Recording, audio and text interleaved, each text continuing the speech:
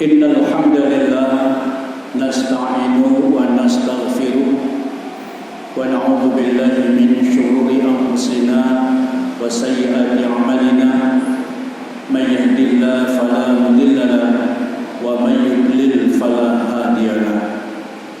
Asyhadu an la ilaha illallah wahdahu la syarika lahu wa asyhadu anna Muhammadan 'abduhu wa rasuluh. Allahumma salli wa sallim ala hadzal nabiyil karim wa ala alihi wa ashabihi ajma'in. Ayyuhal muslimun ittaqullaha haqqa tuqatih wa la tamutunna illa wa antum muslimun. Wa qala Allah ta'ala fi kitabihil karim, a'udzu billahi minasy syaithanir rajim. Ya ayyuhalladzina amanu kutiba 'alaikumus shiyam kama kutiba 'alal ladzina min qablikum la'allakum tattaqun.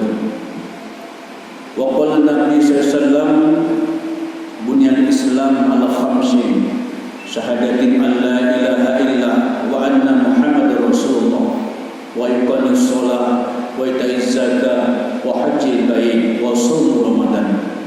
Wa qala aidan ural Islam wa qawaiduddin salatun alaihi minal usisal Islam man taraka wahidan fahuwa biha kafir.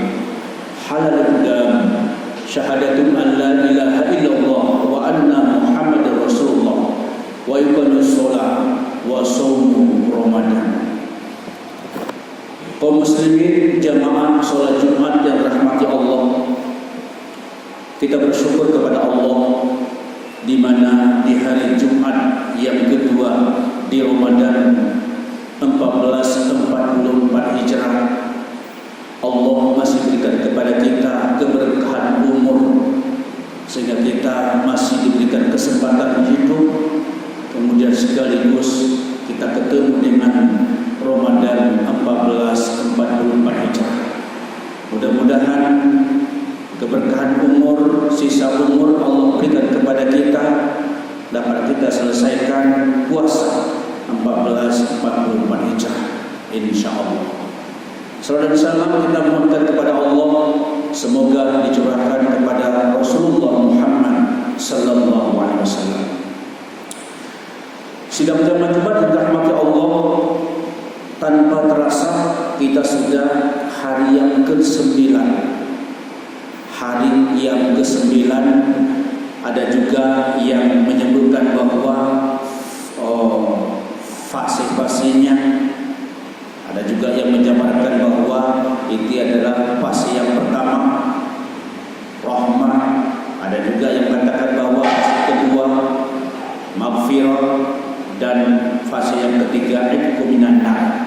Ada juga yang menyampaikan demikian, walaupun barangkali ada perselisihan di dalam hal ini. Dan yang bagi Allah, bahwasanya kita sekalian yang Allah berikan kesempatan hidup di bulan Ramadan ini adalah kita sangat-sangat beruntung. Sangat-sangat beruntung karena masih ada kesempatan untuk memperbaiki, untuk memohon ampun atas segala kesalahan-kesalahan kita. Karena bulan Ramadan ini adalah momentum yang sangat tepat untuk meraih predikat ketakwaan. Sekali lagi bahwa bulan Ramadan ini adalah momentum yang sangat tepat untuk meraih ketakwaan. Karena itu kepada kita sekalian jamaah Jumat yang dirahmati Allah, kesempatan yang terbaik ini jangan kita lewatkan berlalu. Artinya bahwa semua kesempatan di dalam hal beribadah di bulan Ramadan ini jangan kita biarkan berlalu. Banyak sekali sisi-sisi untuk menambah amal ibadah kita. Tidak saja hanya melaksanakan ibadah puasa di siang hari, tetapi juga di siang hari banyak sisi-sisi untuk menambah amal ibadah kita. kita zikrullah, kita i'tikaf di masjid, di musola, di manasik, kita baca Al-Quran, kita bersedekah dan sebagainya dan sebagainya. Demikian di malam hari kita tadarus, kita bersedekah juga, ditambah lagi dengan witir, tarawih dan witir, kemudian tahajud. Sesudah kita tidur, kita lanjutkan sholat tahajud dan sebagainya. Banyak peluang-peluang untuk menambah amal ibadah kita sebagai bekal kehidupan kita setelah kematian nantinya. Kita akan berhadapan dengan Allah Subhanahu wa taala, akan mempertanggungjawabkan segala aktivitas kita di dunia ini. Jemaah mati Allah, dasar puasa kita sudah paham, sudah disampaikan oleh ustaz-ustaz kita di dalam 9 hari ini. Sudah beberapa kali pertemuan, 9 mungkin 18 kali pertemuan, ustaz-ustaz kita memberikan wejangan tentang apa itu puasa.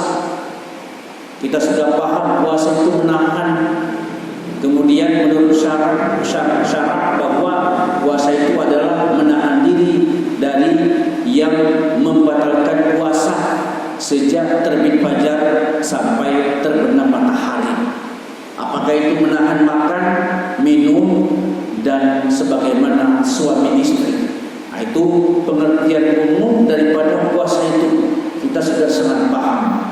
Kemudian dasar yang lain sebagaimana hadis Nabi yang kami bacakan tadi, Islam itu dibina, dibangun di atas 5 dasar.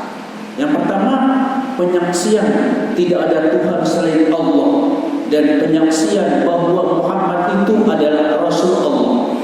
Yang kedua, menegakkan sholat. Yang ketiga, puasa apa? Yang ketiga dalam hadis ini, dalam konteks hadis ini, yaitu membayar zakat.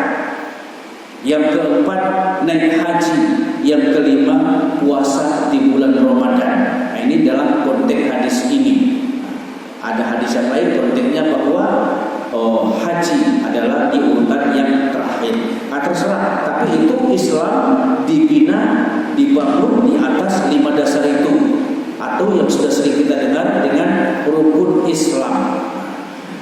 Di dalam hadis yang kedua tadi yang hati bacakan, orang Islam wa qawaiduddin talatun alaihinna ususan Islam man taraka wahidan fahuwa biha kafir halal dan syahadatun an la ilaha illallah wa anna muhammadar rasulullah wa iqamus shalah wa shaum ramadan. Yang artinya tali Islam itu ada 3. Barang siapa yang meninggalkan salah satu di antaranya, fahuwa biha kafir, maka dia adalah ingkar. Halal dan halal darahnya. Syahadatun la ilaha illallah, yang pertama penyaksian tidak ada Tuhan selain Allah dan penyaksian bahwa Muhammad itu utusan Allah. Kemudian yang kedua, menegakkan sholat. Dan yang ketiga, shaum Ramadan, yaitu berpuasa di bulan Ramadan. Nah, kenapa ini ada bedanya? Di hadis yang pertama tadi 5, di hadis kedua ini 3. Nah, tidak ada yang salah, tapi 5 itu yaitu kepada khususnya ditambah lagi kepada orang-orang yang hartanya sudah banyak. Nah, hartanya banyak, dia bisa bayar zakat. Hartanya sudah sampai nisab hartanya, sudah sampai haulnya. Nah, kalau dia tidak bayar zakatnya, berarti dia dosa. Sama hukumnya, sholat, puasa, zakat, naik haji, wajib hukumnya. Jadi seseorang yang sudah sampai nisab hartanya, sudah sampai haulnya, tidak dia bayar zakatnya, berarti dia sudah melanggar, yaitu daripada perintah Allah tidak mau membayar zakat. Hukum hukumnya wajib. Kemudian naik haji bagi orang yang mampu. Manis tata'a minkum, bagi orang-orang yang mampu. Bagi orang-orang yang sudah ada ongkos untuk pergi, ada belanja ditinggalkan, kemudian sehat fisiknya, itulah wajib bagi seseorang demikian. Jamaah mati Allah. Sedangkan yang 3 tadi, syahadatain, sholat, puasa, itu tidak memerlukan biaya banyak. Syahadat dengan keyakinan dia ucapkan syahadatain, seseorang mu'allaf atau seseorang yang baru masuk Islam, dia bersyahadat menjadi Islam. Kalau kita sudah dasarnya Islam, sudah selalu kita bersyahadat. Di dalam sholat kita bersyahadat dan sebagainya. Di dalam muazzin, bagi seorang muazzin dan seterusnya, di sana ada kalimat syahadat. Kemudian sholat. Sholat tidak memakan biaya yang banyak, cukup pakaian yang bersih, menutup aurat, tempatnya bersih, menghadap kiblat dan sebagainya, sudah sholat. Kemudian puasa juga tidak memakan biaya yang banyak. Bahkan sunnah Rasulullah berbuka puasa itu disunnahkan dari yang tidak disentuh api. Tidak banyak. 1 buah kelapa. Kita punya kelapa. Kalau tidak punya, harganya cuma 5.000 di pasaran. 5.000, tidak banyak. Tidak sanggup 1 buah jeruk 1.000. Itu berbuka puasa. Kalau makan dan sebagainya pembuka puasa yang lain itu adalah nafsu kita. Nafsu kita ingin memakan ini dan itu. Tapi sunnah Rasul untuk berbuka puasa itu adalah hanya yang tidak disentuh api. Inilah. Karena itu sudah barang tentu dari tingkatan kehidupan sosial apa saja mampu untuk melaksanakan yang 3 ini.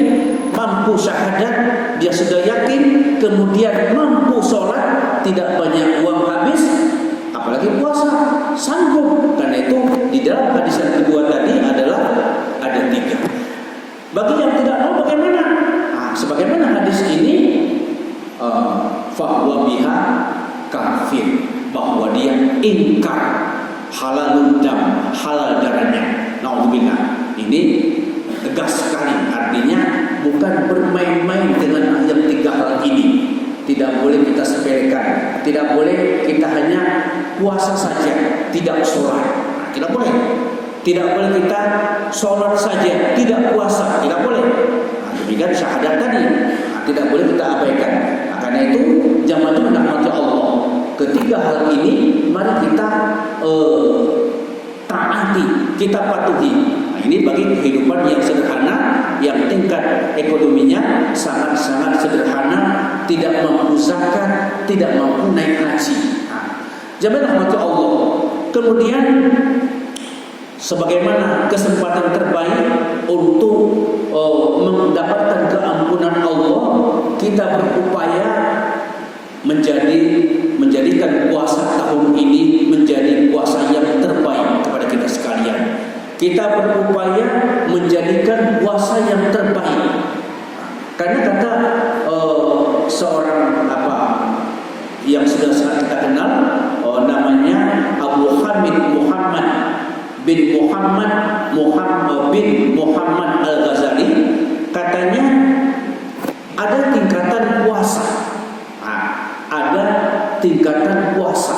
Kata beliau, yang pertama shaumul am, yang kedua shaumul khas, yang ketiga shaumul khas bil khas, hasil khas. Yaitu yang pertama puasa umum. Puasa umum ini artinya dia hanya pengertian secara umum saja, sebagaimana pengertian yang kita sebutkan tadi. Puasa itu hanya dia pahami, yaitu menahan dari yang membatalkan puasa, menahan dari makan, minum, kemudian dari bergaul sebagaimana suami istri, atau lebih jelasnya jima, menahan dari jima di siang hari bulan Ramadan, di siang hari bulan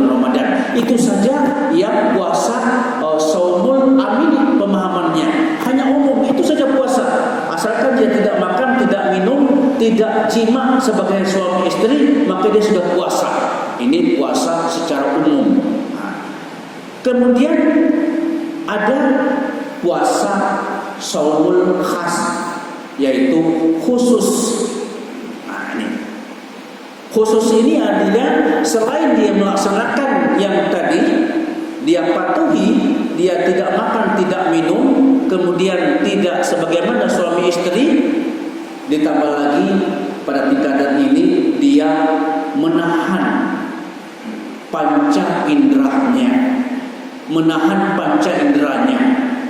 dia tahan matanya, dia tahan telinganya, dia tahan mulutnya, tangannya, kakinya, dia tahan. Dia tahan matanya, dia tidak melihat yang haram yang dapat merusak pahala puasa. Dia tahan telinganya, tidak mau mendengar yang dapat merusak pahala puasa, bahasa-bahasa yang tidak santun, yang tidak sopan, apalagi sudah ke dalam bahasa-bahasa yang sangat tercela, dia hindari telinganya. Dia tidak mau dengar. Kalau dia di forum itu, di kelompok itu, dia cepat menghindar. Kalau dia diinginkan ada jawaban tentang pembahasan yang sedang membahas untuk menyakiti hati orang lain, dia jawab, inni shaim, sesungguhnya saya berpuasa. Jadi dia tidak mau. Dia jaga mulutnya, dia jaga telinganya, dia jaga tangannya, tidak mau mengambil hak orang lain, tidak mau mengambil yang bukan miliknya. Dia jaga kakinya, tidak mau melangkah ke tempat yang tidak baik. Ini pada tingkatan kedua ini kata Imam Al-Ghazali. Kemudian tingkatan yang ketiga adalah yaitu shaum khas, khusus bin khusus. Tingkatan ini adalah selain dia melaksanakan mematuhi yang pertama, kemudian yang kedua dia jaga mata sebagaimana, kemudian dia menjaga hatinya. Artinya dia menahan hatinya untuk tidak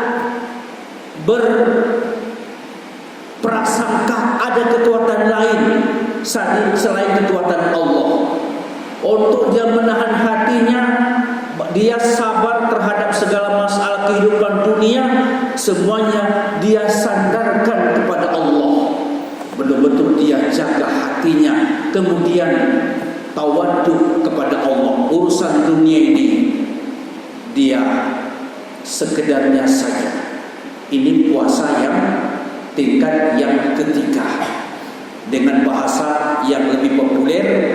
Yang pertama tadi God, very good dan excellent. Jadi yang ketiga ini excellent. Siapa itu orang-orangnya di urutan 1, 2 dan 3 tadi? Yang A ialah orang-orang yang seperti tadi, dia hanya berpuasa saja, tidak makan, tidak minum, tidak sebagaimana suami istri. Dikhawatirkan orang yang urutan 1 ini dia sia-sia puasanya sebahagiannya kalau dia sepanjang hari tidak menjaga sebagaimana panca inderanya. Dikhawatirkan akan sebagaimana kata Rasulullah, kam min shaimin laisa lahu min siyami illa ju' wal 'atas. Betapa banyak orang yang berpuasa tapi dia tidak memperoleh pahala dari puasanya kecuali haus dan lapar. Itu saja yang dapat. Ini kekhawatiran. Oleh karena itu kita masih 9 hari Ramadan, masih panjang ke depan. Kita belum sepertiga perjalanan, hampir sepertiga, masih panjang ke depan. Kita berhati-hati, waspada. Kita berhati-hati sebagaimana hadis Nabi itu, man shoma ramadanan imanan wa ihtisaban ghufira lahu ma taqaddama min dzambi. Barang siapa yang berpuasa dengan penuh keimanan dan kehati-hatian, ghufira lahu ma taqaddama min dzambi, diampuni oleh Allah Allah dosa-dosanya yang telah lalu. Jadi kehati-hatian kita harus berhati-hati. Jangan nanti kita sedang sholat fardu, kawan kita sedang sholat sunnah, kita sudah siap sholat sunnah, ada teman di samping ngobrol di luar dan tak yang lain. Semestinya dia dalam masjid itu bukan ngobrol, tapi zikrullah, istighfar atau tasbih, tahmid, tahlil di masjid itu. Bukan dia ngobrol perkara-perkara yang tidak bermanfaat, karena kita betul-betul memanfaatkan waktu dengan sebaik-baiknya. Detik per menit itu semestinya di bulan Ramadan itu kita manfaatkan dengan sebaik-baiknya untuk meraih pahala dari Allah. Jamaah yang dirahmati Allah. Kemudian yang kedua tadi, tingkatan kedua adalah orang-orang soleh. Puasanya orang-orang soleh dan soleha. Nah, ini mudah-mudahan kita minimal di situ. Kita di situ menjadi puasanya orang-orang yang soleh-soleh dan soleha. Nah, di situ kita. Kalau urutan yang ketiga excellent tadi mungkin berat kita. Berat itu puasanya para nabi, para sahabat, tabi'in, tabi dan tabi'in. Nah, itu puasanya orang-orang excellent yang istimewa. Nah, kita berupaya di urutan yang kedua. Di urutan pertama tadi terjadi kekhawatiran.